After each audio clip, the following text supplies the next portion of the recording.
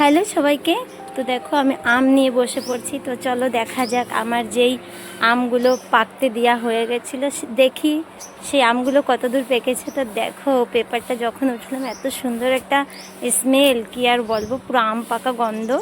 আর হচ্ছে দেখো কত সুন্দর কালারটা, ভিতরের কালারটা অনেক সুন্দর। কিন্তু না, আমটা আরও পাকতো, কিন্তু বাচ্চাদের ঘর তো একটু পাকলেই হয়ে যায়, কিন্তু ওরা খেতে অনেক ভালোবাসে, যার কারণ আমার ওপেন করা হলো।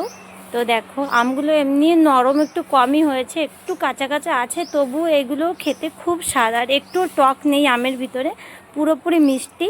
তো আমি এখন তোমাদের একটু কেটেও দেখাবো যে আমটার ভিতরে কতটা সুন্দর কালার, একদম কাঁচা হলুদের কালার বললেই চলে। তো দেখো এই যে আমি কেটে নিচ্ছি, আর আমের ভিতরে একদম পোকা টোকা কিছুই নেই, দেখো কত সুন্দর। তো আমি এইভাবে কেটে নিলাম। তো দেখতেই পাচ্ছ কালারটা একদম অসাধারণ আর খুব মিষ্টি, যে যে খেতে ভালোবাসে আমাকে